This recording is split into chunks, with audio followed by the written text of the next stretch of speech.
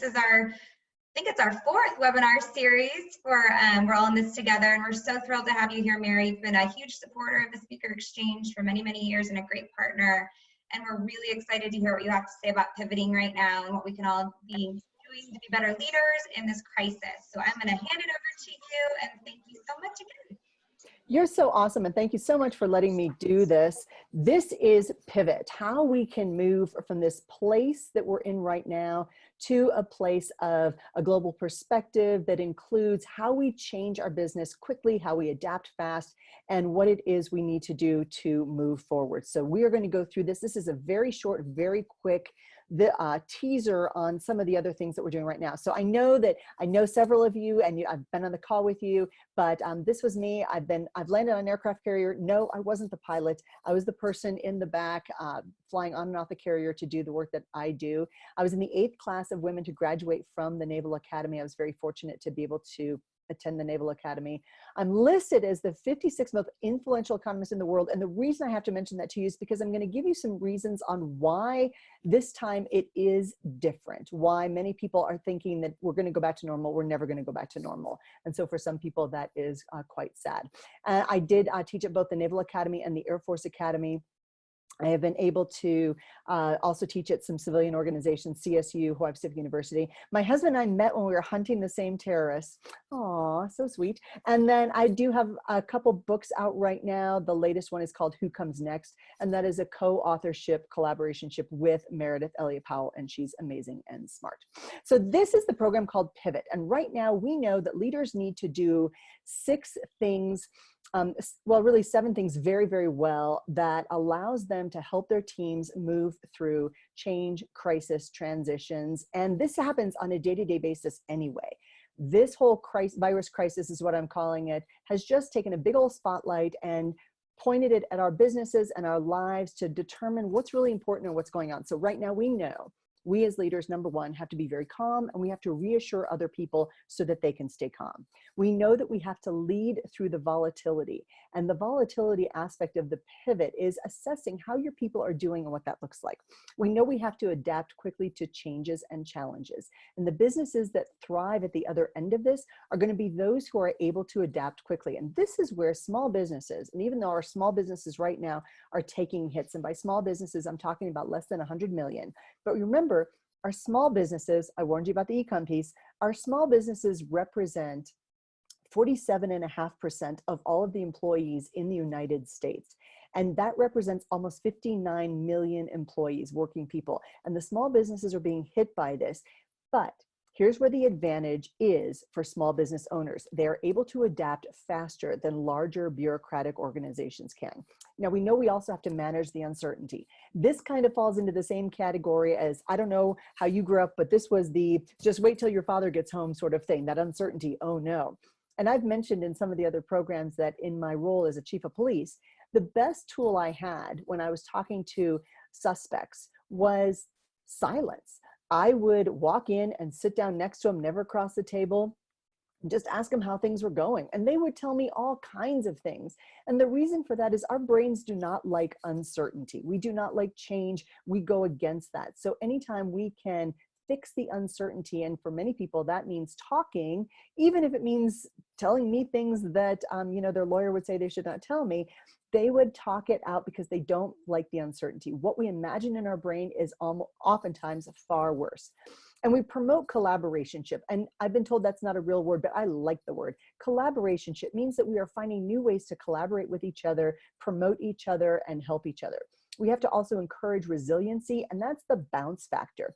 People who have never had to bounce don't really know how to bounce, and they don't know how to react well. So the more adversity you have in your life, the more resilience you kind of build up. This is why first responders in the military, it's our Air Force PJs, it's our Marine Force Recon folks, it's our Army Rangers, and it's our Navy SEALs. They tend to have different changes in their brain because they have been through adversity. They're able to bounce back a little bit easier. And we have to respond to changing information. One of my favorite military generals, he was an Army guy, said, I would rather have 90% of the information now than 100% of the information later, because later is too late. And I completely agree with that. So as you know, I love my acronyms. I use PIVOT, And this is a 5-minute plan. Brittany, I'm going to send this to you so that you can send this out to everybody as well. There is a worksheet on Pivot. There are tools that I use. I'm going to take you through some of those. We only have about 30 minutes, but we're going to make the most of that time that we have. So right now we know that leaders have to help people focus on what's most important and figure out what we need to do in order to move our organizations forward. So what does that look like? Well, it means change. And this time it is different. And even though people say, well, you know, maybe it's not really that different, you have to remember that right now, over 50% of the world's GDP, our world's global domestic product, has been shut down. So remember, our global domestic product is comprised of our consumer expenditures, and that's 70% of all the economy of everywhere, and that's how we measure it. And then that's added into our business investment, plus our government expenditures, plus our exports minus our imports. So if you break those down right now, consumer expenditures are down, business investment way down, government expenditures vastly up. But with this bailout that we're doing for our small businesses and even the larger businesses, this is costing us. So this money has to come from somewhere, and it's going to come from us being successful years into the future. We also know that our exports are down and our imports are down. So let me tell you why. This has everything to do with why people are worried about their own toilet paper. And Marilyn, we talked about this earlier this week. Here's the reality of that. You look in your house and you think, wow, I've only got enough toilet paper for another couple of weeks. And then you go to the store and then they're out of toilet paper. And all of a sudden you start to get a little panicky. Now think about the fact that you might be a factory owner or a producer of something, and all of a sudden you look at your inventory and you're thinking, wow, we've only got a couple more weeks left, or we're starting to run very low on something. What do we do next? The problem is with ships sitting in ports, they can't get workers in the protective gear to offload the ships. Our supply chains have been disrupted. Trains have been slowed down. Trucks are not able to operate as fully as they were. So because our supply chain has slowed down and because more people are working from home, that 40% of toilet paper that is used in restaurants and airports and other places we normally frequent is not being used. Instead, we're consuming that toilet paper at home. So this time it really is different. And this is shifting how we have to look at this. So this is how this whole thing started. In the beginning, it was kind of just like a bad flu. And again, anytime there is a crisis, anytime there's something going on, people tend to kind of try to dismiss it. There's a denial phase. Oh, it's no big deal. It won't really affect me. And then all of a sudden people say, wow, maybe it's affecting me. Maybe I need a mask. Maybe I'm going to start to work from home. Okay, not so bad, but really it's not going to be that terrible. And then all of a sudden people realize what's going on. They recognize, oh gosh, we get to work at home. This is great. We save money on gas and dry cleaning. We get to work from home, more time with the family. This is awesome. And then certain other realities kick in when you realize it's not just sitting in a lounge chair, looking at the ocean and hanging out. You realize you still have to work. You've still got things to do. Then this realization kicks in. This could last for a longer time. I might need better Wi-Fi. And then there's a little bitty part for some people, and that is, my family is driving me crazy. And a tiny house was maybe a very bad idea. This realization aspect kicks in. And some people have found that trying to get things done when you have small children or even larger, older children at home is a little bit challenging. And then all of a sudden we get to the resolution phase. And this is where we get to we're all in this together. We can do this as long as it takes.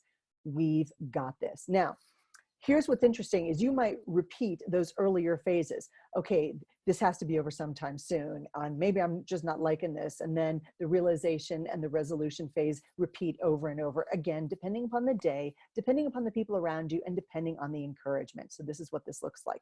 And some people are revisiting those earlier phases when they get to the store, maybe there's not any eggs, or all of a sudden their computer goes out at home and they don't know how to fix it, and they don't have an IT person available. And we're back to the toilet paper.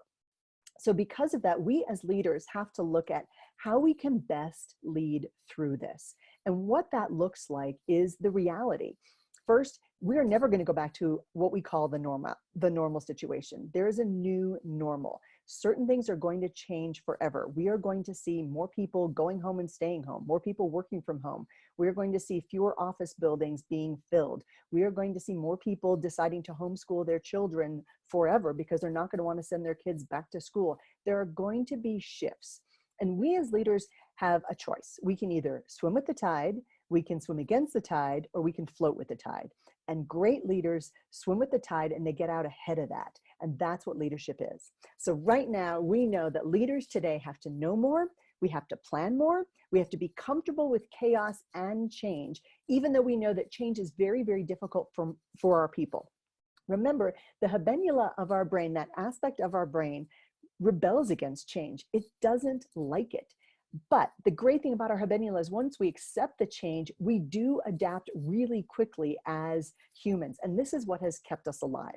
So our job as leaders is to get your people to take the right action at the right time with the right spirit to the right people every time. And that can be a little bit difficult. So one of the exercises I like to use in the Pivot program is to identify people's purpose. Now, your purpose is what's important to you. But you also, as a leader, have to know what's important to your people. You have to know what drives you, what motivates your people, what gets them to get up in the morning.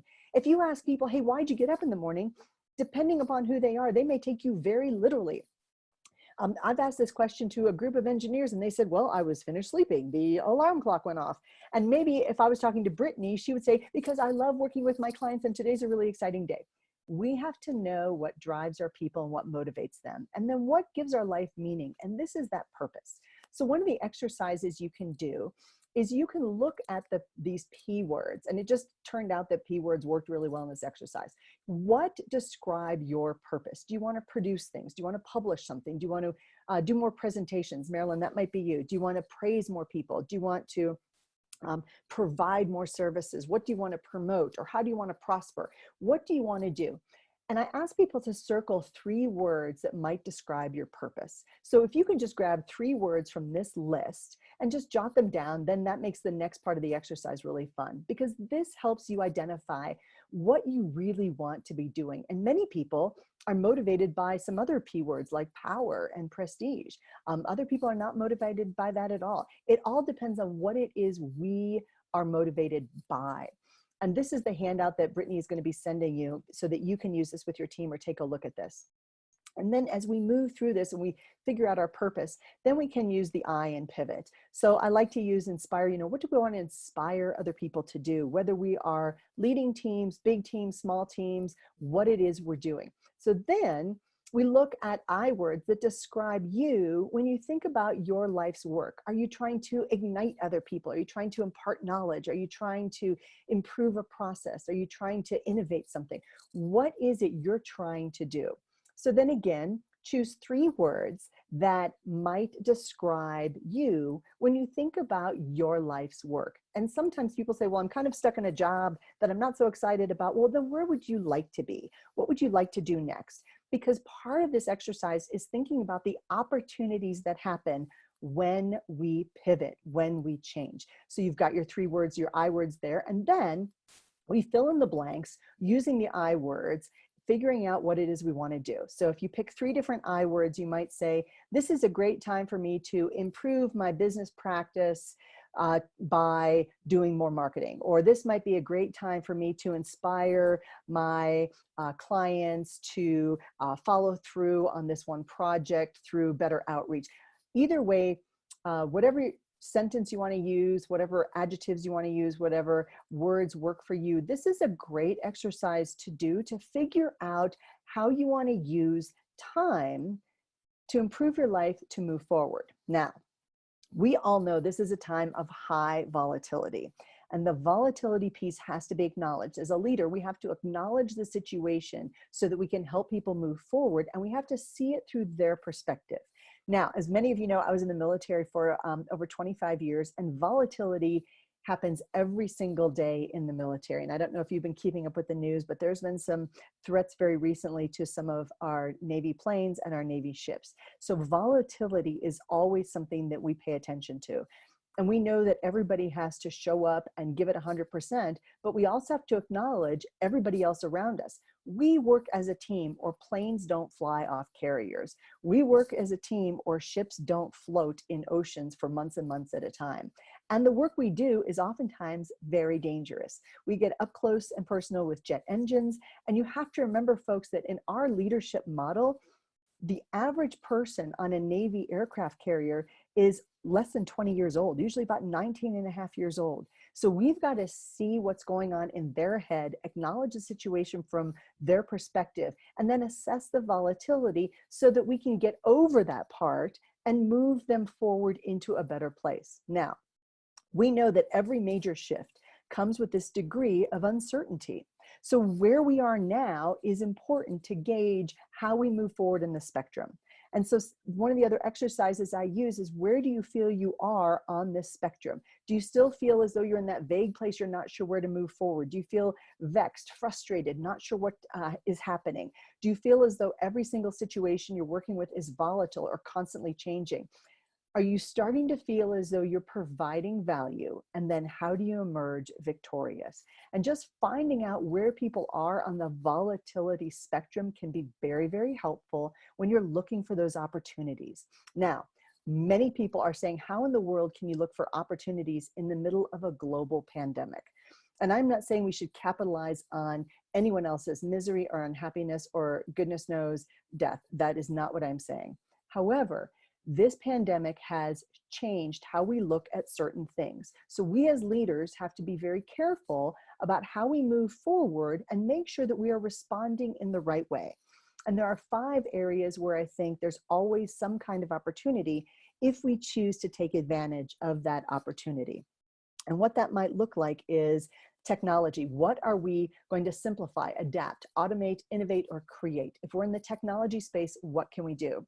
So this morning I was on a call with the CEO of Movia Robotics, and what they have figured out is a way to get robots to help special needs teachers teach special needs kids. And part of that is by making the robots really accessible. And this is certainly a creation that they can move forward in a space where you would not think there would be a robot in a classroom when you also have to have a teacher. And part of that is making sure that we are adapting to the changing needs of our future customers and clients, but also what we need to move our organization forward.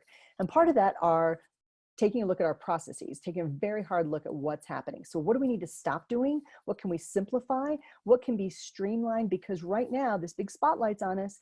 What can we do even better? Can we simulate a different model that we could then stimulate our innovation, our creativity in order to move things forward? And then we can start to figure out our strategy. Now, people are always going to be an important component of every single opportunity. So who are we going to hire? Who are we going to train? How do we develop them? And how do we promote them? And by promoting them, I'm not just talking about their career and a bigger paycheck. I'm talking about, as Gina Carr says, throwing social media candy, promote other people, make other people feel special, be special, work to their highest possible potential. And that falls into a training aspect. Now, we in the military train all the time because we have to. We have to train because about every year, you've got 1/3 to 1/2 of your workforce that is being transferred. So constant training is critical, but that also means you have to be constantly updating your training. And this is where many people push back against training that is old or tired or obsolete. They don't want that. The millennials say in recent Gallup studies that 71% of them say that they would leave a job if they were not being professionally and personally developed. So your training has to be interesting. It has to be important to them. It has to be inviting in ways that they can do it in smaller chunks, not necessarily a week just focusing on training or a week on onboarding. No, it's got to be in smaller chunks, and it's got to be instrumental to what it is they're expected to do and instructive in a way that matters. And then we also have to take a hard look at our resources. Right now is a terrific time, especially while we're focusing on what's most important, our prioritization. We take a look at realigning areas where, well, frankly, we were doing okay before because the economy was good. We didn't have to worry so much, but now we have to worry again. So we have to realign our resources. We have to reallocate things. Maybe we have to redesign our process. Maybe we have to repurpose or retool something. And this is all part of the defining of the opportunities. So what specific opportunities can we see right now? And where is that? So I like to look first off where the needs are. What's going on in your community that you could serve other people in your role? What's happening in your industry? Where could you serve other people? And what could you possibly do in your business, again, to fill a hole, to fill a gap that is going to be needed either now or soon into the future? And then one of the questions that we always ask in every military exercise, and we call it a hot wash. And afterwards we get together and we assess what went well, what didn't go well, what can we learn to move forward. Again, the military calls it a hot wash. It has nothing to do with actual hot water or bathing. I need to make sure you know that. Okay, so what are we learning that will help us? And what we are learning is we are only as strong as our weakest link. We know that we've got to be better at prioritization, and we've got to be better at brainstorming and coming up with new ideas. So I have a 5-minute brainstorming plan. I have about, I think I'm up to about 75 or 80 5-minute plans, because my leaders right now, my business owners, my business professionals need quick solutions to everyday problems, and they don't need to reinvent the wheel. So I've got about, I think I'm up to probably 80. In the brainstorming plan, we talk about why it's so important to get great brainstorming. So really quickly, I want to talk about how many people think they're brainstorming, but they're really not. You need specificity to create relevance when you're brainstorming. Just sitting around saying, well, what can we do better? That's not very helpful. That's an overly general question. Just how can we get better? Not so great. We need specific questions addressing specific things. So I'll just share with you some of the things I'm doing right now with some of my clients. My call this afternoon is specifically with a restaurant CEO of a chain of restaurants. And so it's not just what we can do right now, it's how can we improve the customer experience in our restaurants. So when people come in, they don't want to turn around and walk back out. How can we make people feel more welcome? How can we be assuring them that we are cleaning things so that they feel safe eating the food, sitting at a table? What can we do to improve that experience? With some of my medical groups right now, how can we improve the patient experience? And again, a specific thing. Say on our website, when many people go to find a doctor or make an appointment, the websites tend to be very, very confusing in the medical world. So how can we fix that? What can we do with our patient portal? How can we improve our communications if we're the CEO of any of the airlines with our passengers? How can we help them understand that our planes are now safer, that we are doing a better job of taking care of our planes, like the Boeing problem that we had last year? We thought that was going to be the big story.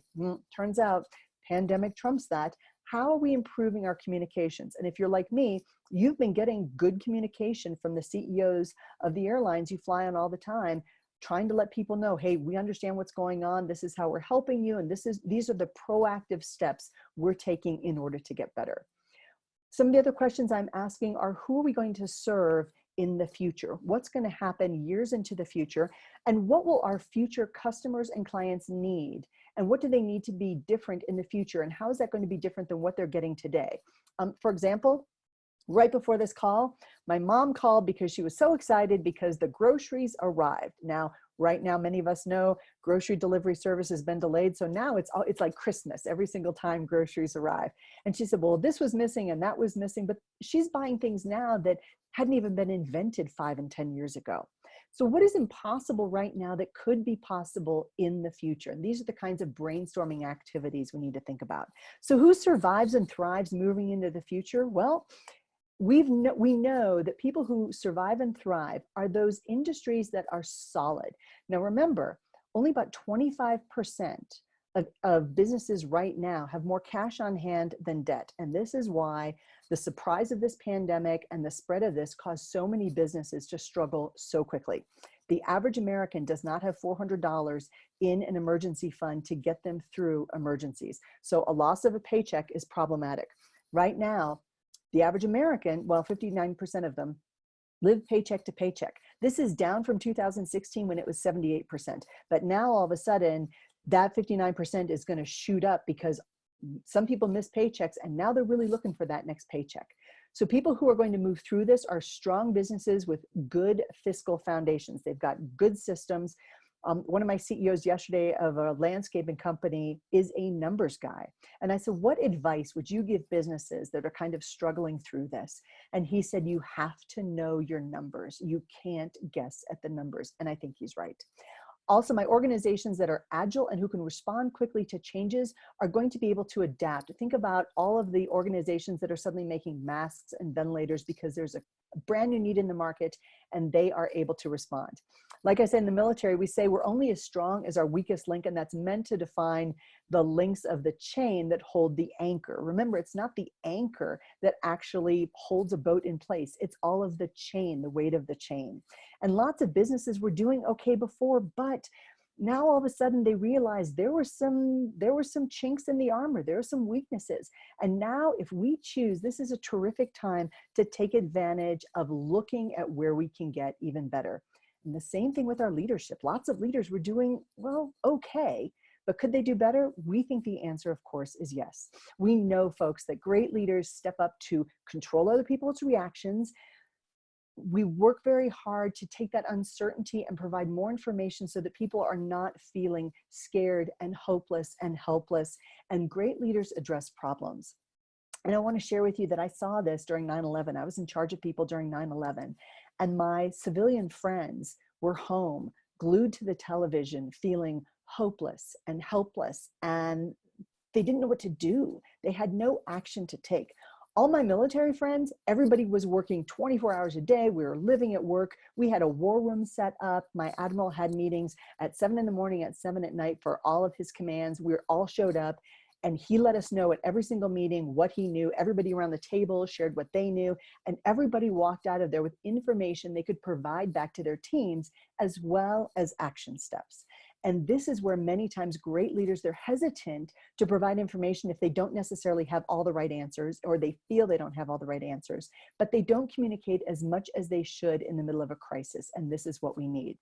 We're also seeing leaders who are going to do well. They're going to be those people who reassure their customers with actions and practices. So for example, Ace Hardware in Hawaii not only gave you a mask when you walked in the store, but in your bag when you checked out, they put 2 more masks in there for you just so you'd have them.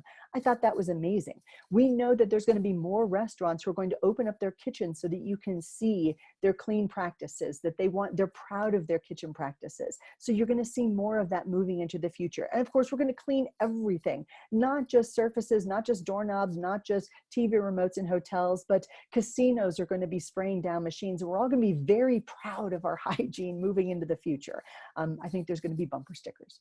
And then the T in the pivot is the tools, training, and technology. And what does that look like? Well, what do we need for the economy to recover? We're going to need the tools, the training, and the technology. Companies that survive and thrive are going to have great innovative ideas. They're going to be able to adapt to constantly and more rapidly changing environments. We're going to have to focus on creatively problem solving things that are going to pop up. It's just going to happen.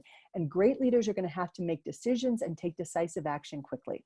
So in the tools exercise, as we're down to the last couple minutes, maybe we need to get a new something, a new system. Maybe we need to contact someone for advice. Maybe we need to learn how to use something specific. My friend Tom Singer said something really smart the other day, and he said, you know, every day of this pandemic, I'm trying to talk to somebody smart. And I just thought that was such a great idea. Maybe we need more training for ourselves. Maybe we need to take a course in something. Maybe we need to watch other webinars. Maybe we need to enroll in some online training. Like I said, contact some people for advice. Maybe read books. I know, crazy idea. And then we might need new technology. You know, what do we need to invent? What do we need to find? What can be simplified and automated? And folks, this all comes down to great leadership, making sure we as leaders are taking the steps we need in order to move forward. And our leadership has to change as well. We've got to be more responsive. We've got to get out ahead of that. Again, we've got to be not just floating with the tide, we've got to be swimming with the tide to get ahead of what's going to happen. I do have a leader's guide that I can send out with Brittany again, and it walks people through the steps. And that is, in any kind of crisis, we have to acknowledge the problem. We have to articulate the possible courses of action. That's part of that brainstorming. We have to figure out what we're going to do, keep our people informed, make great decisions based on facts, not feelings, and then we get out ahead of it. Now, our boards are also going to have to change. And we wrote about that in this latest book called Who Comes Next? And by the way, if you are on this call right now and you would like a free copy of this book, please email me. If you found any of this to be helpful and you think this would be fun, or you're thinking about a great speaker or entertainer for any of your events moving forward, please contact the Speaker Exchange Agency. And with that, I am exactly at time, and I will stop share and turn it back over to Brittany. Thank you so much. Oh my gosh, Mary, thank you so much. That was great. Does anyone have any questions for Mary before we all go to our days? We can do questions in the chat room. And again, if you just want to send that to us, again, it's mary@productiveleaders.com for a book package, or it is any of the ladies at the Speaker Exchange Agency, and they are hardworking and dedicated and fabulous to work with. And it's always such a pleasure. Well, you're so very sweet. Well, thank you everyone for attending today. If you have any questions, you know how to reach us, or please reach out to Mary for your book. That's such a generous offer. But Julie and I are just so grateful that you all joined us, and we'll be back here again next week for some more fun. So Thanks, everybody. Have a great rest of the week. Thank you. Take care. Bye-bye. Bye. Thanks, Mary.